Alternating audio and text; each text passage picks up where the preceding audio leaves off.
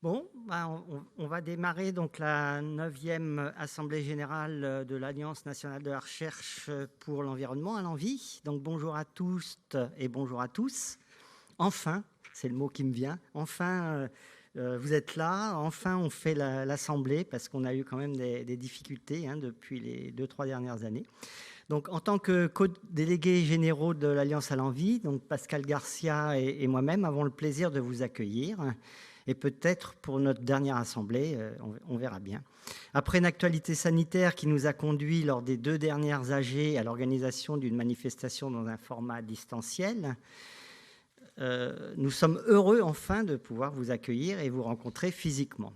Bon, nous n'oublions pas la petite centaine de participants qui est présent en visio et nous les en remercions.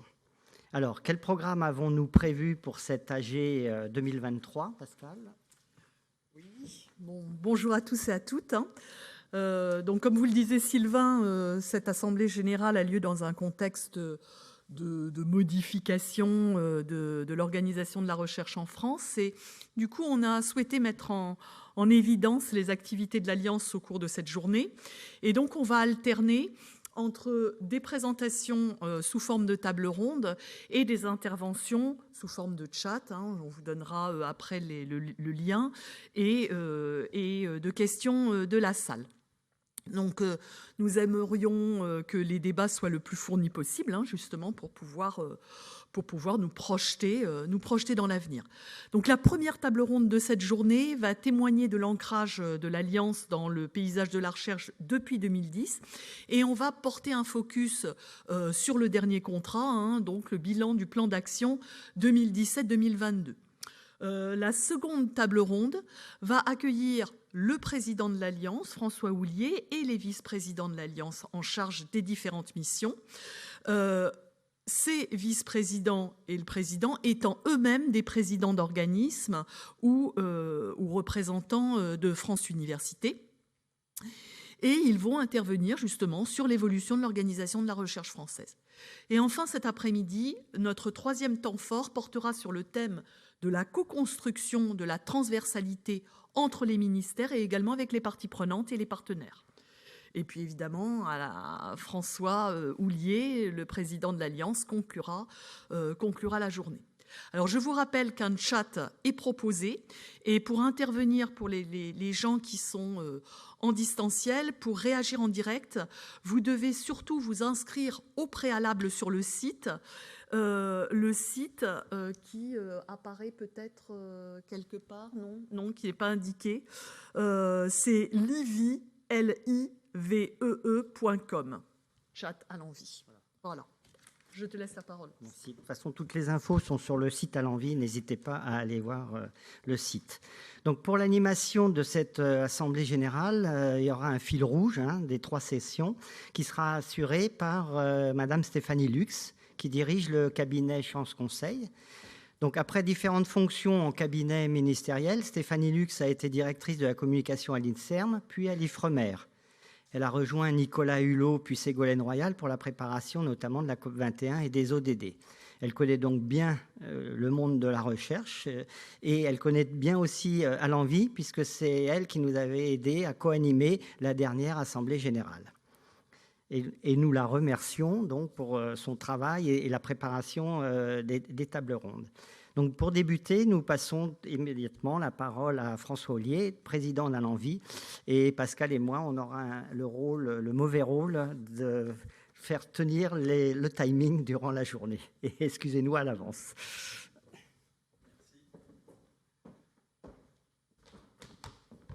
Alors, bonjour à toutes et à tous. D'abord, un grand merci à Pascal et à Sylvain parce que effectivement, il a fallu un peu de ténacité pour organiser cette assemblée générale.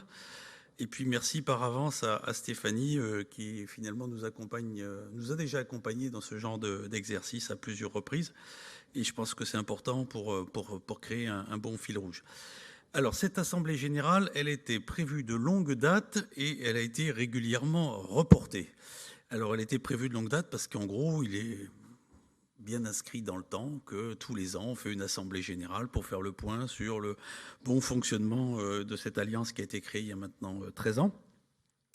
Et donc, il était bien prévu au départ qu'on en fasse une en 2022.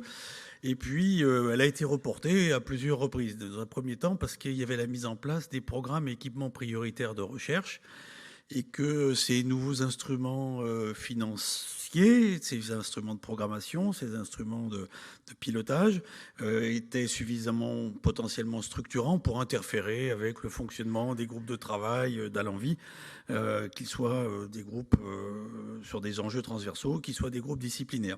Donc on s'était dit qu'il était utile d'attendre un petit peu que ces PEPR se déploient pour avoir une assemblée générale qui prennent en compte dans la projection vers le futur leur présence. Puis après, il y a eu le rapport de la mission confiée à Philippe Gillet.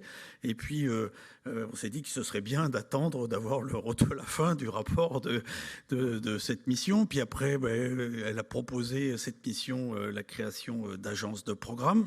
Et on s'est dit que ça valait la peine de savoir un peu plus sur les agences de programme. Donc, cette forme de procrastination collectivement organisée par le Conseil d'Alenvie nous a amené à repousser régulièrement cette date. Et puis à un moment, on s'est dit, quoi qu'il arrive, c'est-à-dire quel que soit le périmètre des agences, quelles que soient les fonctions particulières qu'elles porteront, quelle que soit leur organisation avec l'Agence nationale de la recherche, ça vaudrait la peine d'abord de dire ce qu'on avait fait au titre d'Alenvie, ça vaudrait la peine de passer le témoin, s'il y a besoin de passer le témoin, et je pense que c'est un peu l'état d'esprit général, ça vaudrait la peine de tirer un certain nombre de leçons de ce qui avait bien marché en tant qu'alliance et de ce qui, pour une raison ou pour une autre, et c'est pas de l'autocritique, avait moins bien marché ou n'avait pas pu être fait, et que donc il fallait, c'était utile, ne serait-ce que pour avoir une discussion un peu collective dans cet espace très transversal qui est Alenvie, d'avoir cette assemblée générale.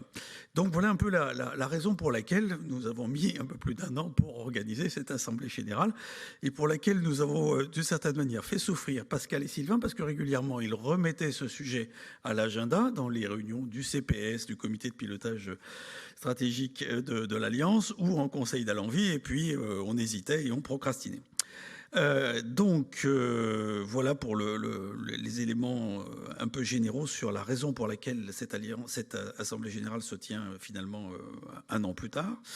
Rappeler, parce que ça a été dit tout à l'heure par Pascal et Sylvain, que c'est aussi la première qu'on a eu l'occasion de faire dans un format un peu mixte et hybride, puisque les 2 dernières, en 2020, s'étaient tenues, je crois, depuis les locaux de l'INRA, mais elle était complètement digitale, par ailleurs, et puis celle de 2021 s'était tenue depuis la Maison de l'Océan, et alors elle était encore plus digitale, si bien que je me souvenais même presque plus de ce que j'y avais dit, puisque je n'étais pas physiquement présent, je devais être quelque part à Brest ce jour-là.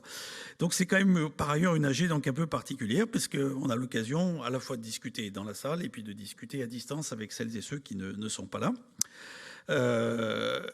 Donc dans les éléments de contexte, il y a effectivement ces éléments sur la création des agences de programme suite au rapport de Philippe Gillet.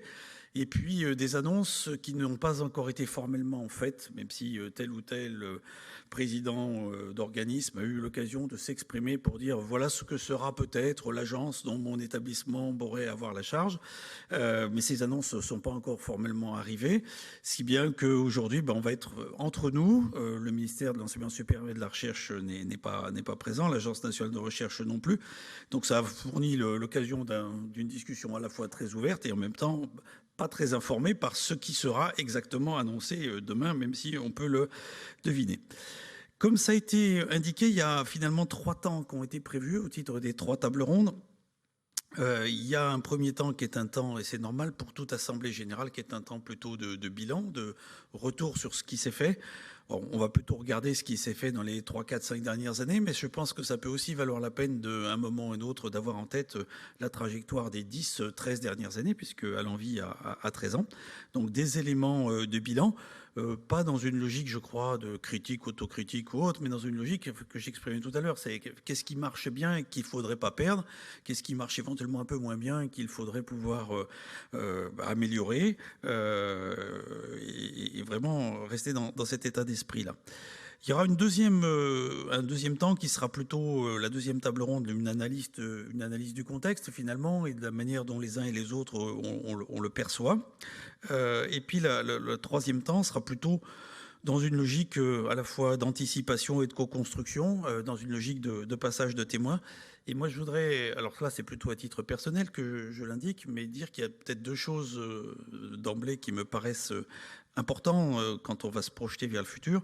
Alors, je manipule ce mot avec beaucoup de précaution. Enfin, c'est la dimension transversale de l'envie, et puis d'autre part, la notion d'efficience.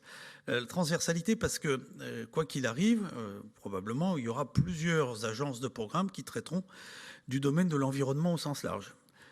Or, il y avait une seule alliance à l'envie, alors certes avec des groupes thématiques plus ou moins disciplinaires, des groupes dédiés à des enjeux transversaux, mais donc cette transversalité offrait un espace où on pouvait discuter des sciences de l'environnement en général. Et donc, une des questions à laquelle moi je serais attaché dans le cadre de la journée, c'est de se dire, comment ces sciences de l'environnement, dans leur grande diversité, vont-elles continuer à créer les bons liens au bon moment, les bonnes connexions qui peuvent être nécessaires entre les différents sous-ensembles, piliers, grandes thématiques, grands enjeux qui peuvent se présenter. Je crois que ça, c'est une question qui est importante. Attachée à ça aussi, il y a une question entre guillemets d'inclusivité. À l'envie, c'est aussi une alliance dans laquelle il y a à la fois, il y a des organismes de taille assez variée. Il y a des membres et puis des membres associés. Et donc, je pense que le Creuset ou l'espace ou le forum qui était ainsi créé a l'avantage de permettre des échanges entre l'ensemble de ses membres. Donc ça fait partie des choses auxquelles je suis personnellement attaché. Et si, peut-être à un titre historique personnel, prenons juste un exemple pour parler de transversalité. Quand vous êtes dans l'eau salée, vous savez que toutes les pollutions viennent de la Terre. Où 80% des pollutions viennent de la Terre. Donc la question du continuum terre-mer, par exemple, est une question intéressante. Il faudra bien que d'une manière ou d'une autre, ce type de continuum, il y en a plein d'autres, puisse être assuré dans le futur. Et puis la deuxième chose que j'évoquais, c'était l'efficience. J'ai parfois je sais pas quoi, le goût un peu de la provocation de dire qu'à l'envie était quelque chose qui ressemblait à une libellule particulièrement léger. Mais c'est vrai, en gros, deux délégués ou co-délégués généraux qui animent un ensemble très très large et très très vaste, sans moyens très lourds. C'était en gros ça, c'est ça, aujourd'hui l'Alliance à l'envie. Et donc, faut être sûr qu'on arrive dans le futur à maintenir quelque chose qui soit... je ne parle pas d'efficacité ici, je parle d'efficience. Mais vous voyez bien qu'il y a une sorte de rapport, entre guillemets, qualité-prix, où réalisation versus les coûts qu'on y consacre, qui est quelque chose d'important. Donc voilà, deux sujets, moi, auxquels je suis attaché, la transversalité, l'inclusivité d'un côté, et puis d'autre part, l'efficience des futurs systèmes qui seront mis en place. Je crois que c'est ça qui, en tout cas pour moi, sera une sorte de guide dans une partie de mes réflexions de la journée. Ayant dit cela, je nous souhaite à tous et à toutes une bonne assemblée générale, puis je redis mes remerciements par avance, on le fera sans doute aussi à la fin, mais à Pascal et Sylvain pour nous avoir d'une certaine manière incité à maintenir cette assemblée générale, et puis par avance à Stéphanie Lux pour animer cette journée. Merci. Merci Pascal, merci Sylvain. Et donc on va commencer donc avec cette première table ronde. Donc je vais demander aux participants à cette première table ronde que je vais présenter au fur et à mesure de me rejoindre. Donc Agathe Euzen, vous êtes directrice adjointe de l'INE-CNRS et en fait vous intervenez là en représentation de Nicolas Arnaud qui est vice-président, parce que c'est la vice-présidence en charge de la prospective scientifique pour À l'envie. Ensuite donc nous avons Thierry Caquet qui est directeur scientifique environnement d'INRAE et vous représentez, vous parlez au nom, vous allez présenter le travail réalisé par le groupe de travail infrastructure de recherche. Ensuite, nous aurons Gilles Grandjean, qui est directeur de programme risques naturels et résilience des territoires au BRGM. Et vous animez un groupe de travail sur les risques thématiques, traités aujourd'hui dans le cadre d'un PEPR qui s'appelle IRIMA. Ensuite, donc, Dominique Darmandraille, qui est juste à côté, donc directrice du programme scientifique eau et changement global au BRGM. Et vous avez animé le groupe de travail eau d'À l'envie avant de le voir se transformer donc en PEPR. One Water, eau bien commun, c'est ça?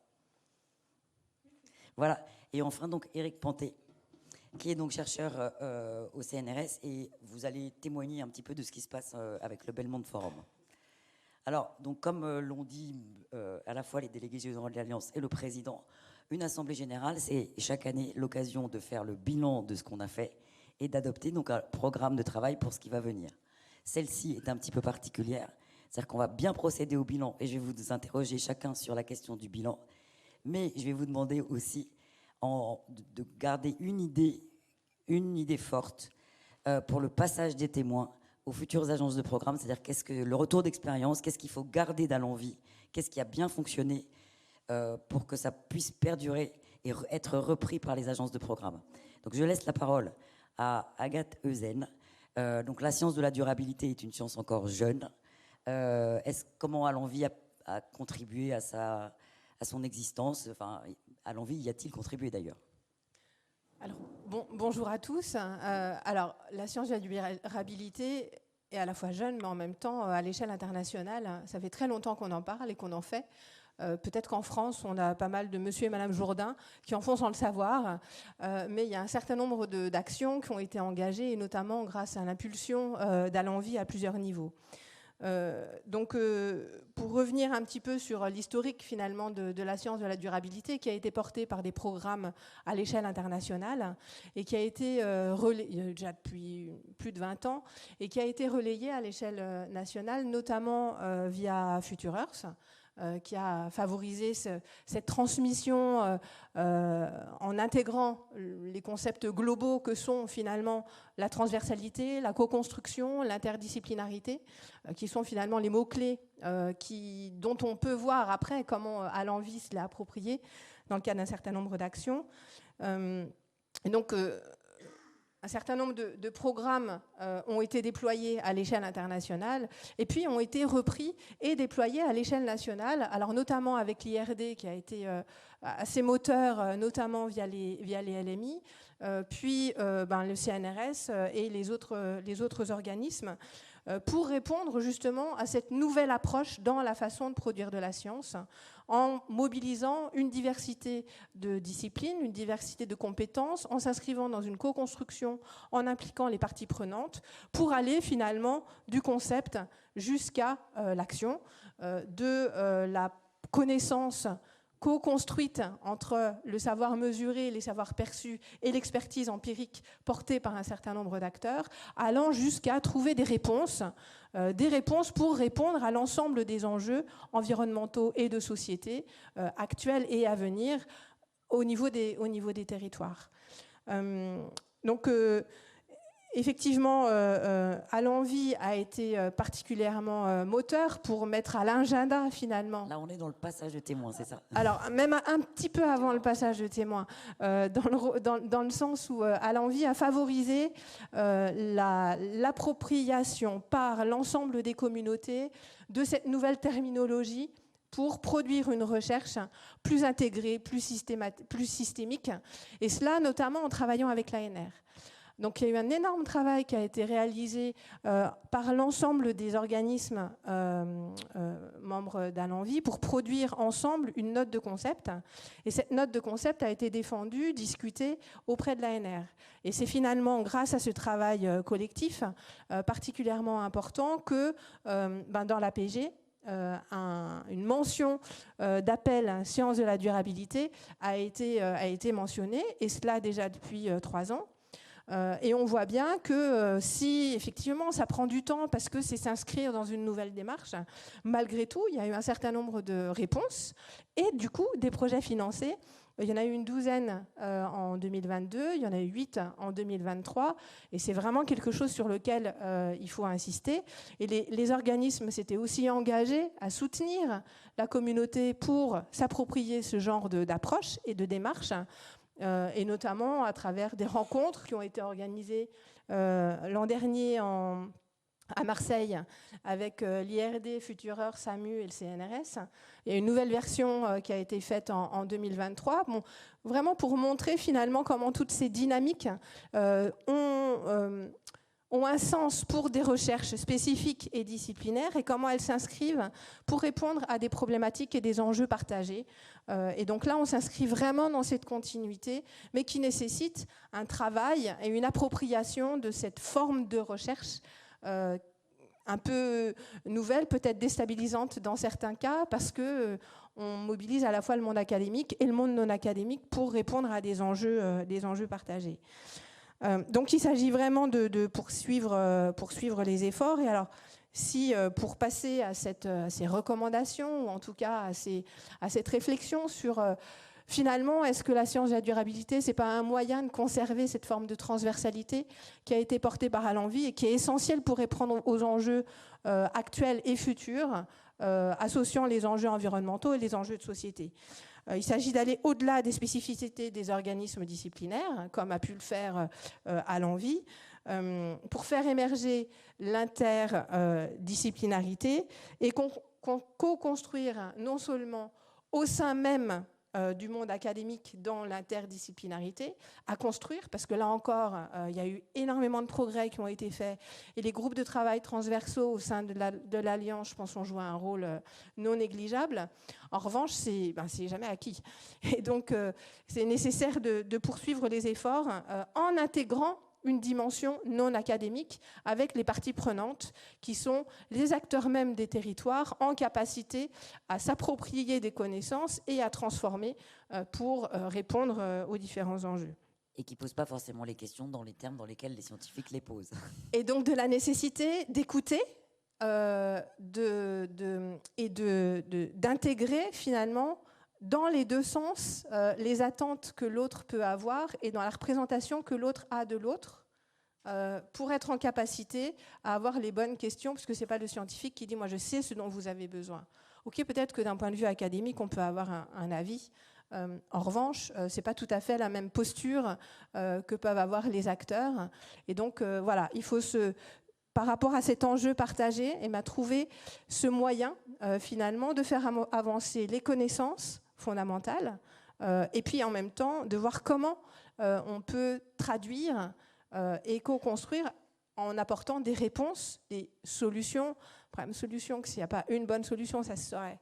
Donc apporter des réponses et mobiliser la diversité des possibles pour satisfaire un certain nombre de besoins. Alors juste pour terminer, peut-être que grâce finalement à cette approche en sciences de la durabilité, c'est un moyen de sortir des silos. On parle toujours des silos et pas de risquer d'y retourner avec des approches plus disciplinaires. Et donc, dans ce cadre-là, c'est de s'appuyer sur la compréhension de la complexité des enjeux, des processus, des systèmes et des trajectoires, tout en intégrant les incertitudes, pour s'appuyer sur les connaissances et les savoirs acquis à la recherche académique et co-construit avec les parties prenantes pour une production de connaissances en appui à la décision et en réponse aux différents enjeux que j'ai évoqués. Et donc, il s'agit de continuer à travailler ensemble et de façon transversale et intégrée pour être à la hauteur des enjeux qui sont les nôtres dès aujourd'hui, même pour hier et à venir. Ben merci. Donc, je retiens effectivement, on maintient, comment on garde et comment on maintient la transdisciplinarité, donc effort à poursuivre. Dans le cadre donc on verra peut-être dans la deuxième table ronde dans quel cadre on peut maintenir cette transdisciplinarité étroite entre les différents acteurs. Tout en s'appuyant sur l'expertise disciplinaire qui reste fondamentale et sans laquelle l'interdisciplinarité ne peut pas exister. Alors maintenant, donc ça c'était un petit peu le panorama scientifique. Maintenant, pour faire de la bonne recherche, il faut des infrastructures. Et donc, Thierry Caquet, vous allez nous présenter, il y a eu un livre blanc qui a été réalisé sur les infrastructures de recherche. Et donc, qu'est-ce qu'il a apporté ? Donc, il a été produit par Alenvie, par le groupe de travail infrastructure. Tout à fait. Et qu'est-ce qu'il a apporté ? Tout à fait. Donc, avant de parler du livre blanc, je vais revenir sur ce que vous venez de dire en disant Finalement, il faut des outils, effectivement, il faut des infrastructures, mais ces outils ne servent à rien s'il n'y a pas les gens qui les font fonctionner. Moi, je voudrais rendre hommage ici à tous nos collectifs de recherche dans les organismes, dans les universités qui font tourner ces infrastructures et puis qui génèrent effectivement de la donnée, on va y revenir, et qui permettent finalement à la recherche en environnement en France de tenir son rang au niveau européen et au niveau international, et sans être dans l'emphase, hein, parce que ce n'est pas le but non plus, mais dire simplement qu'on a avec ces infrastructures une réelle richesse, sans doute encore un peu méconnue de la part de certains de nos collègues dans le domaine de la recherche, j'y reviendrai, et qui méritent finalement toute notre attention, alors en tant qu'organisme, parce qu'effectivement ce sont des outils avec des investissements de long terme, en personnel, en infrastructure, en dur, mais aussi en termes d'ouverture vis-à-vis des autres utilisateurs potentiels de ces outils. Et quand on regarde les enjeux de la recherche en environnement autour de ce qu'on va appeler le système Terre, et notamment l'anthropocène et l'évolution rapide d'un certain nombre de processus écologiques ou environnementaux à l'échelle globale, on a vraiment besoin d'outils qui nous permettent d'analyser sur le long terme le fonctionnement des écosystèmes, de générer de la donnée, mais aussi de pouvoir mener à bien des travaux d'expérimentation, parce que observer c'est bien, mais quand on observe, on pourrait dire quelque part, on fait un peu de la médecine légale, hein. On regarde ce qui se passe, on constate des choses, mais ça ne donne pas forcément des prises sur les processus qui sont à l'œuvre derrière, et sur les leviers que l'on pourrait vouloir mettre en œuvre, notamment dans des approches transdisciplinaires, pour répondre à des questions de société. Et donc on a vraiment besoin d'avoir des outils qui soient accessibles, qui permettent de faire de l'observation, de l'expérimentation et de générer des données qui vont être utiles à la modélisation et à la simulation des processus et du fonctionnement des écosystèmes. Et grâce au groupe transversal infrastructure d'Allenvie, on a réussi sur l'ensemble de la durée de l'Alliance à faire se rencontrer et dialoguer les porteurs d'infrastructures que sont les organismes, avec pour chaque organisme des stratégies qui ne sont pas forcément totalement alignées, mais grâce à ce groupe, on a pu partager de l'information, partager aussi une vision générale de ce que peuvent être ces infrastructures. Et vous évoquiez le livre blanc, alors je le montre, mais Sylvain et Pascal en ont amené un petit carton derrière. Si vous ne l'avez pas déjà, allez le chercher derrière à la pause. Il est sorti en 2020, alors on pourrait dire 2020 c'est has-been, non pas du tout. Vous avez là une cartographie de l'ensemble des... ça c'est pour après Nicolas, c'est pour après. De l'ensemble des dispositifs tels qu'ils étaient en 2020, avant la préparation de la nouvelle feuille de route des infrastructures. Et on va vous faire un petit teaser après pour un autre document qui est en train de sortir, là, qui est encore à l'état d'ébauche. Et là l'idée c'est vraiment de dire là-dedans on cartographie dans les grandes dimensions du système Terre les infrastructures existantes, comment elles sont emboîtées les unes ou articulées les unes avec les autres, qu'est-ce qu'elles permettent de faire. Et au-delà de ça, il y a une vraie stratégie qui est décrite, notamment en termes de mise à disposition des données. Vous savez tous que nous sommes sur le régime de la science ouverte, les principes FAIR pour les données, hein, Findable, Accessible, interoperable et reusable, pour faire du très mauvais français. Donc ces principes FAIR qui gouvernent notre activité sous-tendent complètement la stratégie Allenvie dans le domaine des infrastructures, enfin des organismes membres d'Allenvie dans le cadre des infrastructures.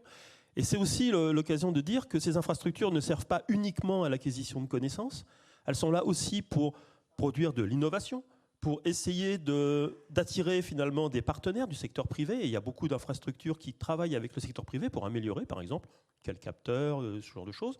Et puis aussi, peut-être quelque chose qu'on n'a pas été encore capable d'aller développer suffisamment, c'est le lien à la formation. Formation à et par la recherche, parce que ça fait partie aussi des missions de ces infrastructures. Certaines le font, d'autres le font moins bien, donc on ne peut pas être bon partout. Il faut aussi garder des marges de progrès, sinon on n'a plus rien à faire. Donc voilà, ça fait peut-être en termes de message pour le futur, continuer à travailler sur ces infrastructures, à leur mise en cohérence, et aussi d'ouvrir peut-être à des actions de formation. Et pour revenir sur ce groupe de travail à l'envie sur les infrastructures, je pense que ça a permis... Il y a peut-être des membres du groupe qui sont présents ici qui pourront s'exprimer ou poser des questions ou réagir. Hein. Ça a permis de faire se rencontrer les organismes sur ce sujet stratégique. Ça a permis de nouer un dialogue et une interaction forte avec le ministère de la Recherche. Je salue Jean-Marie Flo qui est juste là-bas, qui pourra nous donner son sentiment s'il le souhaite sur ce groupe de travail, notamment lorsqu'il s'agit de faire, encore du mauvais français, la landscape analysis des infrastructures, en amont de la nouvelle feuille de route qui est sortie donc en 2021 et qui a permis de voir finalement où étaient les points forts, les points à renforcer et puis peut-être les points à améliorer pour le futur, avec un très bon alignement là aussi entre la stratégie nationale et puis la stratégie européenne de ces infrastructures. Parce que beaucoup de ces infrastructures de l'environnement ont un miroir, ou en tout cas font partie d'une infrastructure européenne, avec de très forts engagements de la France sur ces infrastructures, et bien sûr des établissements que nous représentons. Et l'idée, c'est vraiment d'avoir une bonne mise en cohérence de ce que nous faisons dans nos organismes, de ce que peut faire la communauté française au niveau de la feuille de route des infrastructures, et puis, bien sûr, d'avoir cette cohérence avec l'Europe, voire au-delà, puisque certaines de nos infrastructures européennes sont en réseau avec des infrastructures, j'allais dire sœurs, au niveau nord-américain ou dans d'autres continents. Donc on a vraiment cette logique de mise en cohérence, d'alignement, et l'alignement n'est pas une perte d'autonomie, n'est pas une perte d'identité. C'est vraiment une recherche de cohésion et de cohérence et de synergie entre les objets. Complémentarité, c'est-à-dire éviter les redondances Et puis de voir où est-ce qu'on peut être plus agile, parfois, plus complet, en favorisant peut-être des interactions plus proches, plus importantes entre certaines infrastructures. Alors, Nicolas Arnaud a brandi un tract, alors c'est pas un tract, hein, c'est ce fascicule que je vous montre là, il vous le montre là, c'est donc un digest, si l'on peut dire, c'est notre réseau national d'infrastructures dans le domaine de l'environnement. Voilà, merci beaucoup. Voilà, donc c'est une primeur, puisque donc il est imprimé tout frais de la semaine dernière, donc c'est encore une version bêta. On va la finaliser et la mettre à l'impression, et elle sera accessible bien sûr sur le site d'Alenvie, comme l'est le livre blanc. Vous pouvez le télécharger et le récupérer totalement gratuitement. Ça fait partie effectivement de cette mission de porter à connaissance des communautés qu'est-ce qui existe au niveau national.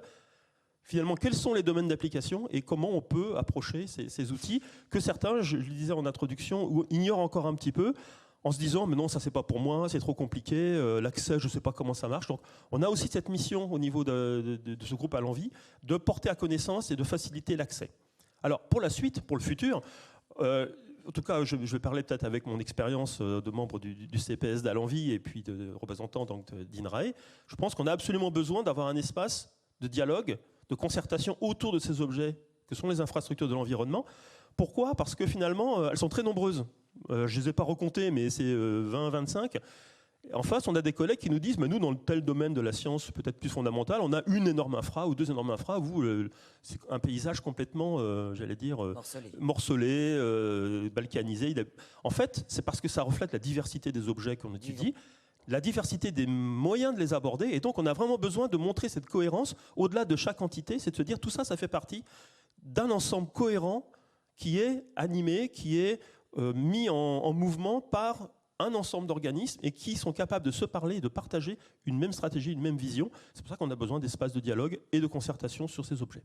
Donc on garde le groupe de travail infrastructure. C'est un message. On garde un espace pour travailler ensemble, tous les organismes d'Alenvie, avec le ministère en charge de la recherche notamment, mais pas que, ça peut être d'autres ministères s'ils sont intéressés, pour pouvoir effectivement avoir une réelle offre pour la communauté scientifique, mais aussi pour les communautés scientifiques extérieures, puisque ça peut être d'autres pays qui viennent, grâce à des accès transnationaux, bénéficier de nos infrastructures. Bien, message reçu, enfin, on pourra transmettre. Donc maintenant, je vais donner la parole donc, à monsieur Gilles Grandjean, donc sur la question des... Donc, vous avez animé le groupe de travail risque au sein du dispositif Allons-Vie. Et donc, la science du risque, au départ, c'était peut-être pas... Enfin, le risque, c'est un peu la façon dont on se pose la question quand on est plutôt côté citoyen que côté chercheur. Donc, racontez-nous un peu comment tout ça s'est constitué pour aujourd'hui devenir un PEPR, donc PEPR IRIMA. Mais je vous laisse la parole. Merci. Oui, effectivement, donc je co-anime le GET Risque avec donc mon collègue Nicolas Eckert d'INRAE. En fait, au départ, c'était un GT Risque qui a vu le jour en même temps qu'Alenvie, je pense. Et j'ai hérité de sa co-animation. Voilà, je fais partie de la deuxième équipe qui a pris en charge ce GT, où j'ai découvert finalement cette activité d'animation scientifique. Pour ensuite, qui a évolué ensuite en GET, donc risques naturels et environnementaux. Alors pour moi, la surprise, ça a été quand même de pouvoir partager un certain nombre d'idées et de concepts scientifiques avec des établissements et des chercheurs qui venaient d'horizons très différents du mien. Et pour le coup, ce GT et ce GET portent vraiment beaucoup de multidisciplinarité. Puisque on traite à la fois de l'observation, du traitement de données, de scénarios d'aléas, de vulnérabilité des territoires et puis de risques, voire de risques prédictifs, de projection du risque dans l'avenir, etc. Donc il y a vraiment beaucoup de choses très très différentes qui ont été partagées, discutées au sein de ces réunions. Alors notre première mission, ça a été dans un premier temps aussi d'appuyer l'ANR, puisque on pouvait pour le coup apporter des éléments pour la programmation de l'agence. C'est vrai qu'on a eu aussi un moment assez fort en 2019 quand l'ANR nous a demandé, aux côtés de l'Alliance à l'Envie, mais aussi de l'Alliance Athéna, d'organiser un séminaire pour faire le point sur tous les projets risques qui avaient été financés par l'agence. Et là, c'est joint à nos réflexions toute la partie sciences humaines et sociales finalement. Et ce séminaire donnait naissance à un papier de positionnement qu'on a tous co-signé et qui a apporté beaucoup d'éléments dans la réflexion du GET et dans ce qui est devenu ensuite, on va dire, la transformation de l'essai au sein du PEPR. Donc ce séminaire a apporté beaucoup. C'est vrai que dans le cadre du programme d'investissement d'avenir, quand l'appel a été lancé, le fait d'avoir quand même beaucoup échangé au sein du groupe a permis à plusieurs initiatives émanant d'établissements différents qui avaient pour intention de répondre à l'appel, bien de se dire on ne va pas être concurrents quand même. Donc on a plutôt essayé de rassembler et de créer une seule proposition donc qui a pris le nom d'IRIMA ensuite. Et ça a été, je crois, un point assez important. Ce lieu de rassemblement a permis de nous fédérer sur une action assez concrète qui était donc la naissance de ce PEPR. Passons par les appels à projets ENR, c'est-à-dire que ça s'est vraiment construit. Oui, absolument. Alors je ne dis pas que le GET a été à l'initiative du PEPR, mais ça a été une des composantes. Bien sûr, ensuite, c'est rallié à nous d'autres établissements qui n'étaient pas forcément représentés dans le GET. Mais enfin, ça a été quand même un noyau qui a permis quand même cette transformation. Et la façon peut-être aussi dont vous avez revu le périmètre de votre champ de recherche. Absolument, puisqu'au-delà des risques naturels et environnementaux, il y a une forte composante sciences humaines et sociales dans IRIMA, ce qui est très important pour la gestion des risques, on le comprend tous. Et je rejoins tout ce qui a été dit, je partage tout ce qui a été dit auparavant. La science des risques est un petit enfant de la science de la durabilité, quelque part. Cette transdisciplinarité, cette façon d'être à l'écoute des parties prenantes, cette façon d'imaginer l'avenir dans des trajectoires, de les travailler, de veiller à l'adaptation des territoires, on le retrouve aussi bien sûr notamment dans le PEPR.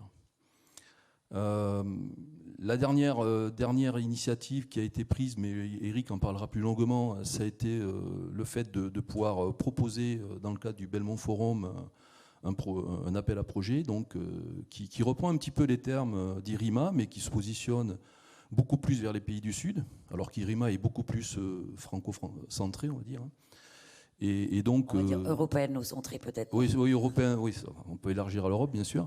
Voilà, ça a été une façon de porter le message au-delà des frontières françaises et européennes vers les pays du Sud. Ça a été, je crois, favorablement accueilli par le Belmont, et du coup, on est en préparation de cet appel qui devrait sortir, je crois, en 2025-2026. Donc, très fier du travail qui a été fait. Et là, pour le coup, c'est vraiment le GET qui a été mis à contribution dans le fait on va dire, de préparer cette proposition. Alors, pour l'avenir, c'est vrai qu'IRIMA va nous amener encore pendant 7 ans. Et je pense que c'est important pour nous de pouvoir porter la parole de cette communauté via l'envie vers les établissements qui vont ensuite potentiellement programmer la recherche à l'avenir. Je veux dire, en sachant qu'en plus, j'imagine que dans la science du risque, la question des parties prenantes, elles doivent être peut-être plus étroitement à vos côtés que sur d'autres sujets, c'est-à-dire que le risque présentant vraiment, c'est un enjeu de santé, de sécurité publique, on va dire. On voit bien avec ce qui se passe dans le Nord-Pas-de-Calais que tout le monde est derrière, voilà, ça mobilise beaucoup les parties prenantes. C'est peut-être plus facile de mobiliser les parties prenantes sur des dangers immédiats qu'on vit que sur des perspectives peut-être de plus long terme, comme la transition énergétique ou des choses qui sont plus qui demandent des efforts sans avoir forcément, sans qu'on soit contraint en fait de les mettre en œuvre. Oui, absolument. Donc c'est une composante très importante. On a un comité des parties prenantes dans le PEPR qui va du coup nous amener des éléments, enfin une analyse de besoins finalement opérationnels et leur vision des territoires pour pouvoir mieux gérer en fait les risques. Donc, cette composante, elle est essentielle. Elle est aussi importante donc pour pouvoir bien identifier les verrous scientifiques qui constitueront les futurs projets de recherche. Et ça, le PEPR, via, je pense, le vecteur à l'envie, peut arriver à le porter vers des établissements qui restent malgré tout, pour nous, un peu silotés, quelque part. Parce qu'on est quand même sur la science des risques très transverse à tous ces établissements qui ont quelque part une couleur thématique, disciplinaire ou scientifique marquée. Donc je pense qu'il faudra garder, mais comme l'a dit tout à l'heure Thierry, il faudra garder certaine souplesse. Une souplesse, puis surtout une courroie de transmission de cette communauté qui sera très active dans le PEPR et qui pourra donc du coup amener des éléments dans cette future programmation. Merci pour ce témoignage. Merci. Et donc, je vais laisser la parole maintenant à Dominique Darmandraille, qui coordonne avec Agathe Ozen, mais aussi avec Thibaut Datry. Pardon. Donc, le PEPR One Water, eau, bien commun. Et donc, qui est né de multiples discussions, pas seulement dans le cadre d'Alenvie, mais peut-être un petit peu quand même. Enfin, racontez-nous comment la communauté scientifique qui travaille sur les enjeux de l'eau s'est constituée quelque part et s'est organisée pour répondre à des appels à projets, notamment européens, puisque il y a une mission européenne qui est vraiment dédiée au cycle de l'eau. Oui, on aimerait même qu'elle soit encore plus dédiée au cycle complet de l'eau. Petit commentaire à part. Oui, donc en fait, la situation était peut-être un peu différente par rapport à ce que Gilles a exprimé sur l'eau, puisque le GTO Continental d'Alenvie travaillait déjà sur un certain nombre d'autres programmes, que ça soit au niveau national, puisqu'on a aussi contribué à l'APG de l'ANR sur les questions liées à l'eau, quelles que soient les parties de l'appel, mais on travaillait déjà aussi au niveau européen avec donc la Water Joint Programming Initiative qui était coordonnée par la France, par l'ANR, la constitution et le travail qui a été fait pour aboutir au partenariat Horizon Europe qui s'appelle Water for All, Water Security for the Planet. Mais on travaillait aussi sur Prima, la fondation autour de la Méditerranée, ou le Belmont. Et Agathe et moi, on était à New York donc au mois de mars pour travailler aussi sur les questions internationales et l'appropriation de l'eau et des problématiques de l'eau dans l'agenda international. Donc en fait, on travaillait sur l'ensemble de ça et cette maturité, on va dire, peut-être plus grande sur la communauté eau a permis de voir où se situaient aussi quelques-uns des difficultés. Et donc One Water s'est structuré autour de la communauté nationale et des questions liées à l'eau bien commun. Donc une vision intégrée et partagée de cette eau bien commun, et en essayant de voir s'il fallait revisiter le modèle actuel français de la gestion et de la gouvernance de l'eau, qui est confronté à différentes difficultés. Vous en avez parlé, mais on a eu 2 années de sécheresse forte, des inondations maintenant, mais aussi ce qu'on peut voir sur est-ce que ce modèle est adapté pour les défis du futur. Donc on s'est concentré sur ces défis-là et sur une partie, on va dire, des défis liés à l'eau. Comme on l'évoquait tout à l'heure, on ne traite pas de l'ensemble des défis de l'eau. Alors je crois qu'il y a sur le sujet. Vous avez préparé un slide normalement. Oui, ça évitera de voir ma tête d'il y a 15 ans. Au moins, donc voilà One Water en quelques chiffres. Vous voyez, c'est un PEPR donc sur 10 ans, donc encore un peu plus long, puisqu'on souhaite travailler sur le moyen terme et le long terme, pour pouvoir effectivement non seulement faire des constats, mais aussi tester des nouvelles solutions ou des réponses que pourrait apporter le PEPR à certains des 6 défis scientifiques que vous voyez là.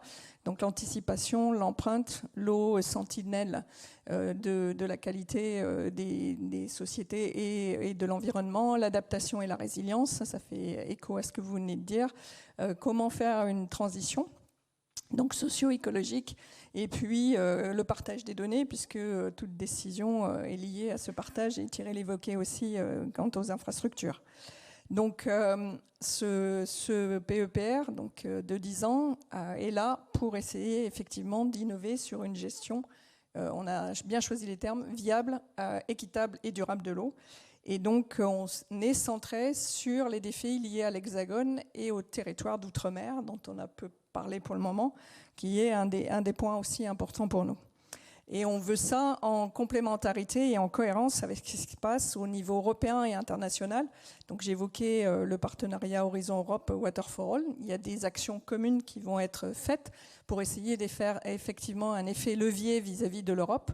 On a entre autres des choses sur la gestion des données qui vont nous permettre de travailler concrètement du niveau national jusqu'au niveau européen international. Mais aussi au niveau international pour essayer de faire prendre en compte la contribution de la recherche et de l'innovation dans la gestion des crises qui sont aujourd'hui connues au niveau international. On a bien vu que la recherche est souvent absente, que ce soit à la COP ou à la conférence onusienne, parce qu'il y avait une seule session sur le sujet. Donc cette approche est voulue intégrative et effectivement aussi partagée que possible, donc au cœur de la co-construction dès le démarrage. Et avec aussi un certain nombre de partenaires, on est 13, 3 copilotes, donc vous avez évoqué donc Agathe, CNRS, Thibaut Datry, INRAE et moi-même au BRGM, et puis 10 partenaires, dont 7 universités, peut-être à mentionner, qui sont aussi porteurs d'un certain nombre de nos projets ciblés ou des projets qui ont été financés sur notre premier appel.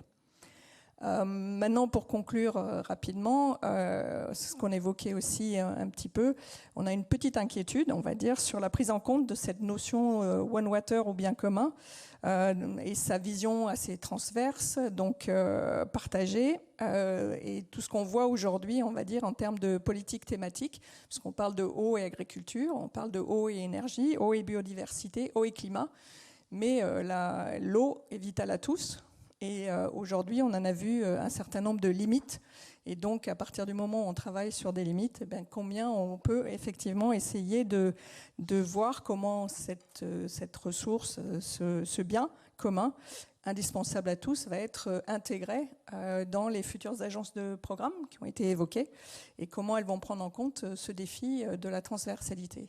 Donc on est bien entendu intéressé d'entendre aussi en retour comment c'est pris en compte et comment nous on travaillera, donc, puisqu'on est là sur 10 ans, donc forcément dans le futur avec ces futures agences.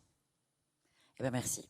Alors c'est vrai que la question de l'eau elle est compliquée parce que même au sein des ODD, elle relève de plusieurs ODD différents puisqu'on a l'ODD océan, l'ODD biodiversité, c'est-à-dire que déjà elle n'est pas... Il y a quand même un ODD 6, heureusement, sur l'eau, enfin, c'est la première fois qu'elle est intégrée. Et effectivement, l'eau est à peu près dans tous les autres ODD, que ça soit sur le climat, ne serait-ce que pour l'adaptation, sur la biodiversité, sur les océans, la vie sur Terre, la vie sur les océans, mais aussi sur l'équité. Et pour les hommes, puisqu'on voit bien qu'un certain nombre des défis liés à l'eau génèrent un certain nombre d'inéquités, qu'elles soient sociales, géographiques, politiques. Voilà, mais toujours garder en tête que économique. celui qui gouverne tout, c'est l'ODD 17, celui sur les partenariats à créer. Et donc, oui, mais qui était oublié, par exemple, encore à New York, une fois de plus, puisqu'on avait très peu de choses sur les partenariats. D'accord. Alors, je vais maintenant laisser la parole à Éric Ponté. Donc, vous êtes chercheur au CNRS, mais vous coordonnez donc alors ça s'appelle des CRA, c'est-à-dire des actions de recherche collaborative, pour le dire en bon français. Donc, dans le cadre du Belmont Forum. Donc, je vais voilà. Oui.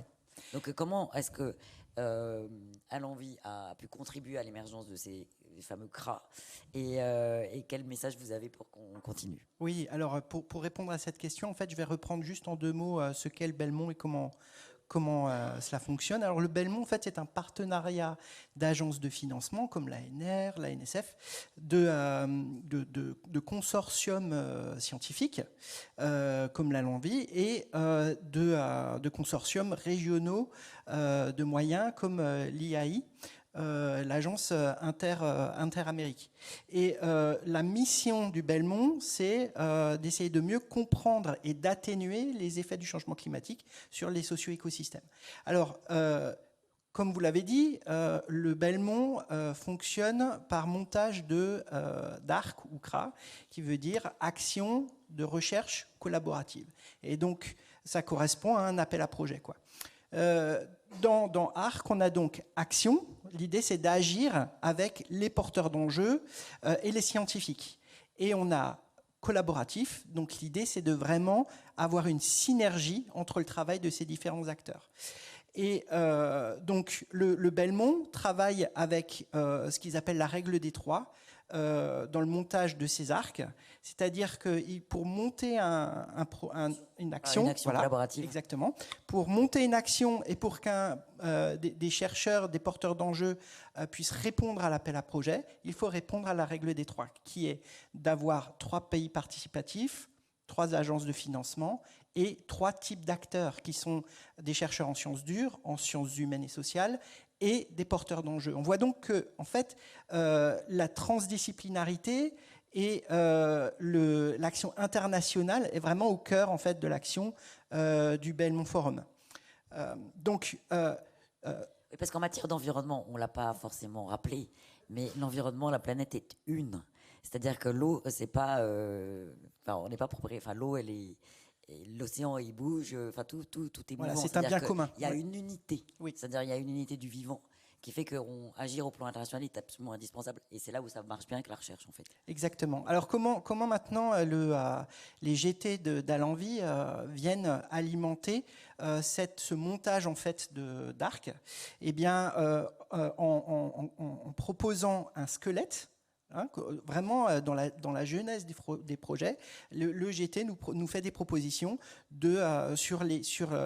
qui est basé sur l'état de l'art et sur les lacunes de connaissances qu'on a pour arriver à cet objectif central du Belmont, qui est de comprendre et d'atténuer les effets des changements environnementaux globaux. Global, on va dire. Voilà, oui.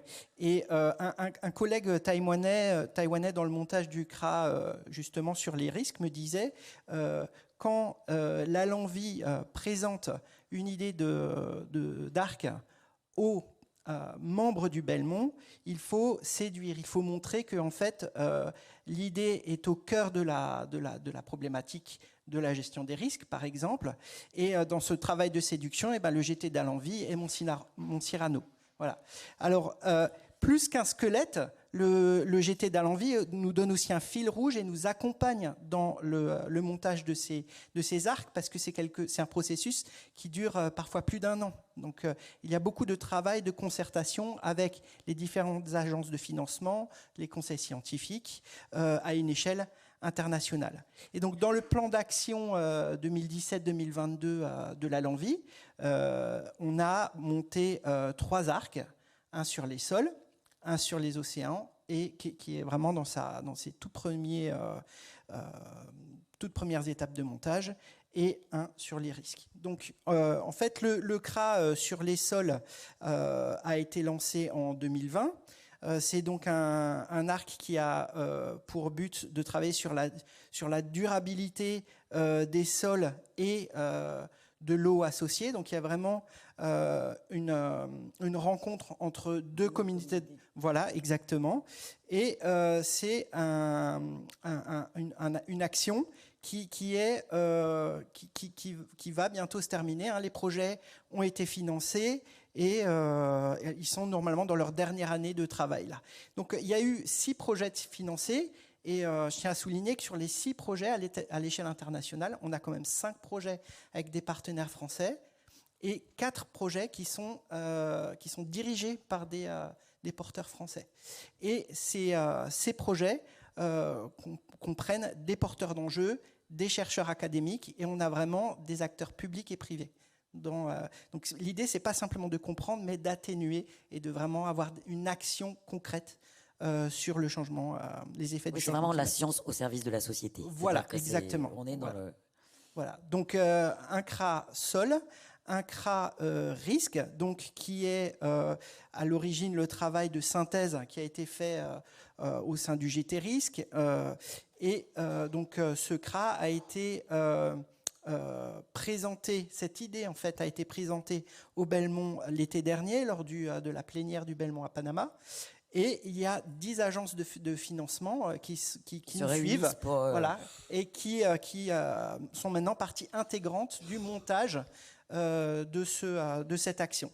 Et donc, le GT d'Allenvie est encore complètement fait partie, une partie intégrante en fait du montage de ce projet pour mener en fait cette fiche de route.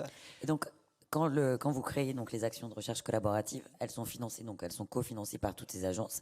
Et après, ça mobilise des communautés françaises, mais également donc toutes les communautés scientifiques à travers le monde. Absolument. Donc ça permet d'engager encore de nouvelles collaborations, parce qu'en général, quand on commence, on tire un fil on crée des collaborations dans le temps. C'est-à-dire, exactement, oui. Et Gilles le soulignait, dans le cas du GT Risque, du PEPR-IRIMA, on a une opportunité avec le Belmont de porter cette recherche à une échelle internationale et de travailler avec des acteurs avec lesquels on ne travaillerait pas dans un cadre hors Belmont.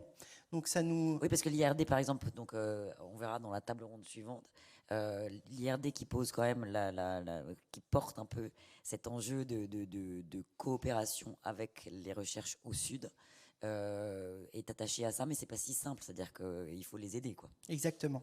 Alors pour finir, on a un troisième arc qui est vraiment dans ses premiers stages de montage. C'est un CRA Océan qui fait suite à un premier CRA Océan 1. Donc on a un CRA Océan 2 qu'on va proposer au Belmont à la fin de ce mois. Voilà. Et donc ce CRA est vraiment dans ses toutes premières étapes de montage. Il fait écho à la Ocean Decade, voilà, et se montrera dans le cadre en fait de ce One Ocean Decade. Et la conférence de Nix de 2025 sera l'occasion justement de lancer nos projets. Ouais. Voilà, exactement. Donc, pour conclure, en fait, les GT d'Allenvie jouent vraiment un rôle central dans le montage théorique de ces appels à projets, constituent un squelette et un fil rouge. Et il ne faut pas qu'on perde nos Cyrano. C'est joli. Gardons Cyrano. Donc, je vais peut-être donc Sylvain et Pascal. Est-ce qu'il y a des questions? Alors, pour l'instant, on n'a pas de questions. Est-ce que sur le chat, est-ce que dans la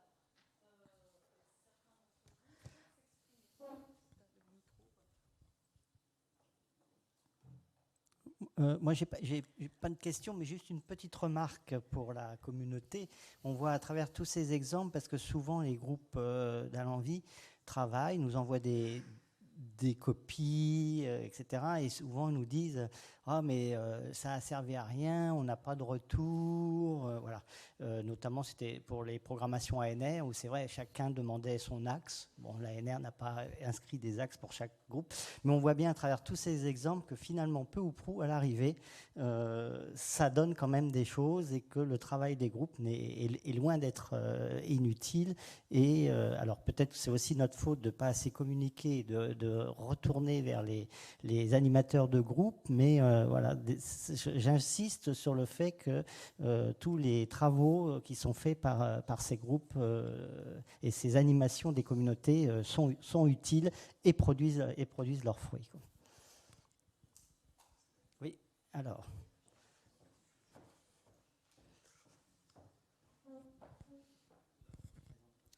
Est-ce que je peux vous demander de vous présenter? Oui, bonjour, Gilles Le Ricollet. Donc là, je parle en tant que membre du SPC pour la mission, et ma question va vers la mission Océan et Eau, pardon. Et ma question va vers Dominique pour savoir si les objectifs et le plan de mise en œuvre de la mission répondent aussi aux actions qui sont dans le partenariat Water for All et sur le PEPR que tu as présenté. Quel est l'impact que vous avez sur la mission? Alors, pour le moment, merci pour la question. Tu as dû comprendre par ma première introduction que l'impact n'était pas fort, ou même très faible, pour ne pas dire nul. Pour ceux qui ne la connaissent pas, c'est une mission océan, au littoral, au continental. Et donc, un des grands problèmes sur le début, c'était d'aller défendre les idées auprès du Mission Board, dans lequel, sur les 15 personnes, il y en avait une seule qui parlait eau douce. Et donc, il a fallu d'abord aller aussi convaincre Pascal Lamy, qui présidait ce board, que la question d'eau douce était aussi tout aussi importante, puisque, comme on le disait, les pollutions marines viennent aussi du continent et des cours d'eau. Donc ça, c'était une des grandes questions, et ça a été un effort assez sensible. Et l'effort doit être un gros enjeu aussi d'usage. C'est-à-dire que sur l'eau douce, il y a un enjeu, il y a des pressions sur les usages qu'on n'a pas sur l'océan. Bah là, en l'occurrence, si, puisque ça génère aussi des problèmes sur les usages de la pêche, la conchyliculture et tous les usages associés, notamment au niveau littoral. Et on a eu énormément de mal, puisque pour ceux qui ne le savaient pas à l'époque, Gilles le sait, mais j'étais à l'ANR et en charge de la Water GPI. Et donc, on discutait déjà avec la Commission pour essayer de s'assurer qu'on ait effectivement un continuum qu'évoquait François Houllier, c'est-à-dire qu'on regarde bien le continuum terre-mer, terre-océan, au travers de cette mission. C'était un des enjeux de la mission, et qu'on a peu retrouvé, et qu'on retrouve aujourd'hui peu encore dans les propositions qui sont faites au titre de la mission Océan. Alors, je ne vais pas parler au nom de l'ANR, je ne vois pas Ariane, mais pour avoir discuté un peu avec elle sur le sujet, Ariane Blum, qui est la coordinatrice actuelle de Water for All, eh bien, c'est encore un des points sur lesquels ils ont à travailler au quotidien, j'allais dire, c'est peut-être pas le mot quotidien, mais de façon permanente pour essayer de pousser un certain nombre de dossiers qui soient transverses sur la mission, et qu'on a pour le moment assez peu de retours en fait.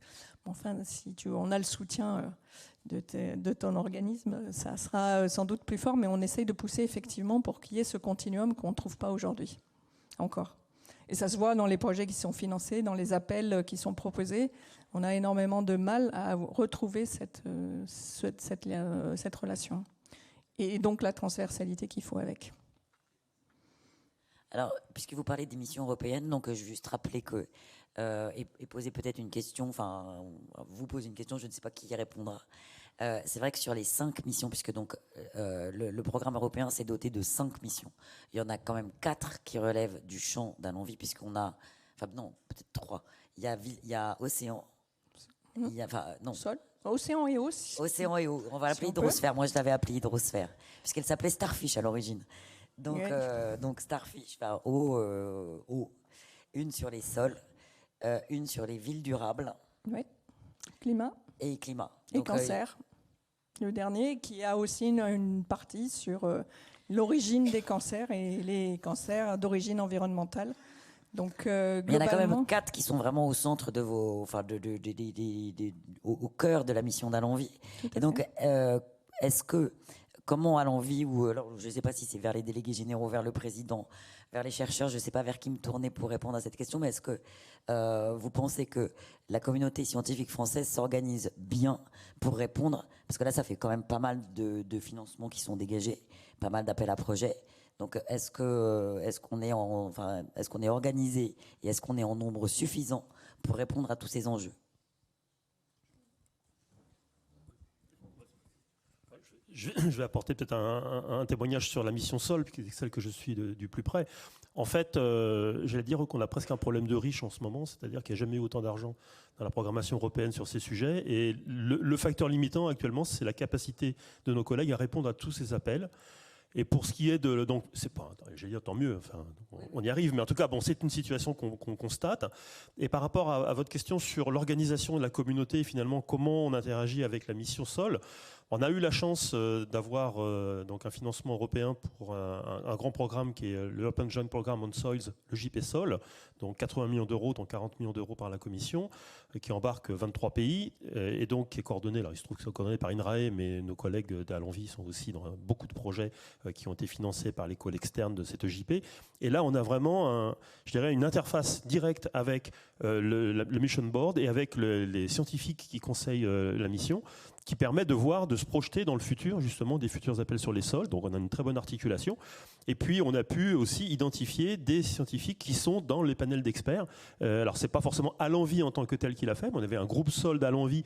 On va retrouver finalement dans ces experts qui sont auprès du bord de la mission des gens du groupe solde à l'envie. Donc c'est pas à l'envie en tant que tel, mais la communauté sol qui était très bien structurée, j'allais dire historiquement dans le cadre d'Alenvie, a pu être présente et a répondu présent à l'appel à la fois sur le JP Sol et sur d'autres actions. Donc on est vraiment sur finalement des investissements de long terme qui ne sont pas forcément, j'allais dire planifiés, mais d'être au bon endroit, au bon moment, en ayant une capacité de réaction et de mobilisation. Ça fait partie, je pense, des enjeux très forts. De la communauté Des gens qui se connaissent, des gens qui sont capables de partager de l'information de manière, j'allais dire, totalement ouverte, sans enjeu nécessairement stratégique individuel. Et ça fait partie, je pense, d'une recette qu'on peut appliquer dans différents domaines. En tout cas, pour la mission Sol, ça marche plutôt bien. Après, on pourrait toujours vouloir faire mieux, mais en tout cas, on a eu cette capacité à être présent à la fois dans les scientifiques qui accompagnent la mission et puis de répondre aux appels. Je vous le disais en introduction, c'est vrai qu'on a actuellement beaucoup plus d'appels que ceux à quoi on peut répondre, avec, et là c'est peut-être un petit signal à l'attention de la Commission, une assez forte redondance entre ce qui est dans les appels de la mission et ce qui était dans les missions de projets déjà lancés, comme le JP Sol. On a l'impression qu'on refait 2 fois la même chose. C'est pas encore parfait, hein. Mais en tout cas, ça montre qu'on est capable, en tout cas au niveau national, de se mobiliser et d'avoir une expertise qui remonte au niveau européen. Alors, c'est un des enjeux auxquels on a été confronté sur l'eau aussi, hein. C'est pour ça qu'on s'est battu pour que les agendas stratégiques de recherche et d'innovation qui ont été bâtis pour la Water JPI, puis maintenant pour Water for All, servent d'agenda global. C'est-à-dire aussi bien pour le consortium, le partenariat, c'est-à-dire les États et la Commission, mais aussi les appels de la Commission, ou même quand on travaillait sur le Belmont, sur le CRA, sur les sols, que la partie eau soit aussi alignée sur ce qu'on avait dit comme étant les enjeux de recherche et d'innovation sur le sujet. Et ça, c'est un des très forts leviers sur lequel on peut agir. Donc on reste mobilisé. Donc on discutait avec Agathe et puis l'ANR sur de Water for All. Un des enjeux, par exemple, c'est l'actualisation de l'agenda stratégique à venir de Water for All, dans lequel One Water va s'impliquer pour que, effectivement, la communauté française vienne contribuer à l'évolution de cet agenda stratégique qui est censé être celui aligné Water for All Commission. Et ça permet effectivement après d'avoir plus de poids, compte tenu que le programme européen de recherche est le premier dans le monde en termes de taille et de financement d'équipes mobilisées, même largement supérieur à ce que peuvent produire les Américains ou les Canadiens. Donc c'est un des gros sujets, effectivement, de s'aligner sur cet agenda stratégique et de veiller à ce qu'on puisse contribuer à son évolution sur des enjeux qui nous soient nationaux, mais qui soient aussi représentatifs de ce qui se passe en Europe et dans le monde. Ça, c'est le véritable enjeu. Agathe Zen. Oui, au regard de ce qui vient d'être évoqué, du coup, une des recommandations, si je puis dire, par rapport aux différentes agences, c'est vraiment de s'inscrire en s'appuyant sur la diversité des compétences qui sont sur l'ensemble du territoire et portées par l'ensemble des organismes, des universités et des écoles. Et ça, je pense que c'est un enjeu extrêmement important. C'est ce qu'on essaye de faire au niveau notamment du PEPR One Water. Mais je pense que c'est vraiment une approche à déployer, et plus encore qu'elle n'a pu l'être. Vraiment, il y a des expertises extrêmement multiples, à la fois d'un point de vue disciplinaire, à la fois d'un point de vue méthodologique, de type de données, de processus, et que c'est en mobilisant l'ensemble de ces compétences avec chacune un historique spécifique ou s'inscrivant dans des problématiques particulières qu'on arrivera réellement à répondre à ces enjeux et à s'inscrire dans les différentes approches à toutes les échelles. Allant des échelles même régionales dans les territoires jusqu'aux échelles européennes et internationales avec le Belmont. Et ça, je pense que je crois que c'est quelque chose à renforcer, même si ça a été initié un certain nombre dans différents domaines. Je pense que c'est à renforcer davantage encore dans plein d'autres domaines. Alors, en fait, est-ce qu'on peut dire que Allons-Vie a participé De la même façon que sur les infrastructures de recherche, on a vraiment donc maintenant une cartographie, une landscape analysis parfaite, etc. Est-ce qu'on peut dire qu'en matière de recherche sur la science de la durabilité, Allons-y a participé vraiment à la visibilité de ce qui se fait et entre vous-même, enfin voilà. Et donc ça, c'est un petit peu, je dirais, la partie bilan. Et qu'en termes de passage de témoins, c'est comment on maintient la transdisciplinarité dont on comprend qu'elle émerge, c'est-à-dire qu'elle n'est pas encore totalement aboutie, mais on va dire que c'est un combat quotidien, c'est ça? Alors, sans aucun doute, je pense réellement que Allons-y a joué un rôle très important par rapport à la mise en visibilité à l'échelle nationale de ce qu'on entend par science de la durabilité. Et des chercheurs qui la font, c'est-à-dire et des forces de recherche qu'on a. Alors, ça c'est encore autre chose. Donc la démarche scientifique, clairement, de façon nationale.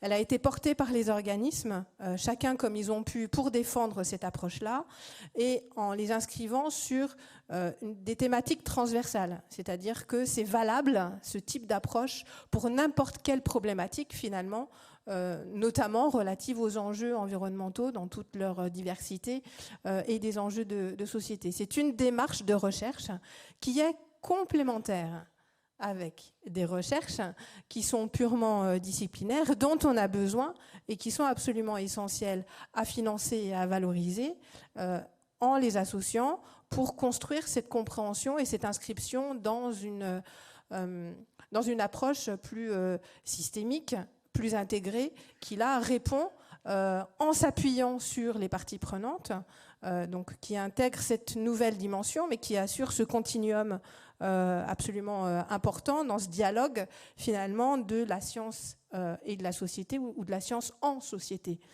qui est vraiment la façon de traduire la science de la durabilité. Donc, et qui intègre, je dirais, toutes les disciplines. Il n'y a pas de différence. Donc ça va de l'anthropologie jusqu'à l'hydrologue, en passant par l'écologue, en passant par le climatologue, en passant par l'agronome, en passant par l'énergéticien, etc.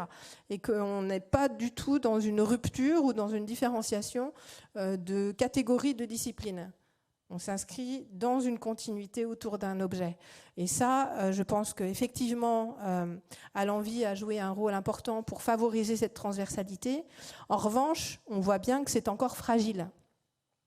Et qu'il faut vraiment, tant au niveau de l'appropriation par les chercheurs de ce type de démarche, parce qu'il peut y avoir le sentiment d'être désapproprié de sa discipline et d'être obligé à s'inscrire dans une approche plus collective et globale, et qui pose la question de la valorisation et de la reconnaissance de leur travail aussi en tant que chercheurs et dans leur perspective de carrière. Donc ça inscrit aussi d'autres paramètres. C'est la question de l'évaluation.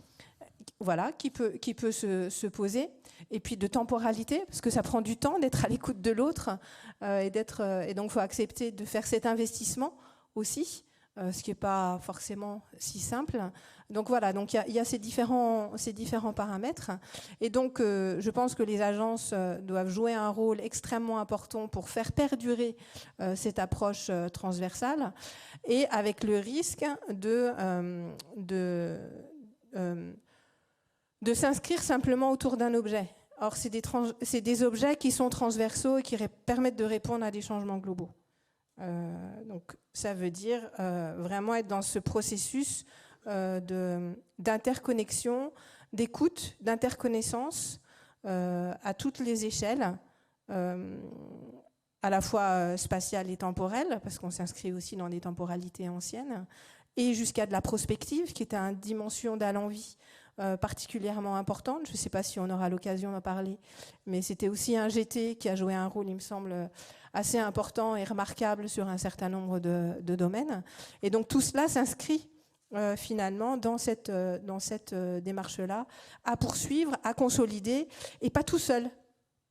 Pas tout seul, c'est-à-dire en dialogue aussi avec l'ANR, et que voilà, c'est ensemble qu'on y arrivera, en s'appuyant sur les expertises, l'ensemble des expertises qui sont dans tous les organismes, dans toutes les universités, pour être en capacité à transformer l'essai et à poursuivre. Eh bien, merci. Donc on arrive au bout de cette première table ronde. Et donc il va y avoir une petite pause. Et on va... Sylvain peut-être a quelque chose à nous dire. Oui, je voulais juste dire 2 mots, mais c'est vrai que le temps, par rapport à tout ça, c'est l'ensemble des membres d'Alenvie et la diversité fait qu'on a travaillé sur les nexus. Donc, on a une vision un peu comme ça transversale. Et puis, pour revenir sur les missions, les partenariats, les GPI, etc., à chaque fois, il y a des organismes porteurs, mais dans les groupes miroirs français, donc là où on discute au niveau français, Alenvie a un siège. Et en fait, Alenvie discute et apporte sa vision pierre à l'édifice avec l'ensemble de ses membres, quoi. Voilà. Voilà, je voulais juste dire ça. Une dernière question, et puis après, effectivement, on arrête. Oui, je vais être très rapide. Yvan Lagadec, donc, je représente l'ANDRA aujourd'hui en tant que conseiller scientifique, mais je suis aussi professeur des universités, et vous allez voir pourquoi je précise cela. Dans la discussion, il a été question de sciences de la durabilité, il a été question d'observation, il a été question de formation. Plusieurs points. Donc, sur les sciences de la durabilité, observation et relation avec les stakeholders, comment on fait, puisqu'on sait bien aussi qu'il y a plein de mesures qui sont réalisées par ce qu'on va appeler classiquement les ministères techniques. Comment on peut les intégrer, comment on peut faire en sorte, puisque ces collègues qui sont les ministères techniques ont des enjeux de sciences de la durabilité, ça c'est un point. Le deuxième point, c'est sur la formation. On parle de partir sur de nouvelles façons de travailler, etc. Comment on fait en sorte de recruter comme il faut, sachant, qu'on a de moins en moins de doctorants. Et il n'y aura pas que la recherche dans les enjeux qui sont face à nous demain. C'est-à-dire qu'on aura aussi besoin de personnes compétentes pour faire le lien justement entre un élu et le laboratoire de recherche qui est en train de travailler sur ces sujets-là. Et un autre exemple aussi, par exemple, on parle beaucoup de sol. Nous n'avons plus de master en sciences du sol, sensu stricto. Donc voilà. Peut-être que ces réponses vont arriver dans la journée. Voilà, c'est parce qu'il y a la table ronde, donc je pense qu'une partie des réponses vont vous être apportées dans la dernière table ronde, celle de cet après-midi. Mais pas sur la formation. Si, sur la formation. C'est-à-dire que c'est un gros sujet pour les territoires notamment. Merci. Donc on peut aller à la pause café alors. On abordera aussi ça dans la deuxième table ronde, notamment avec le représentant de France Université. Merci à tous.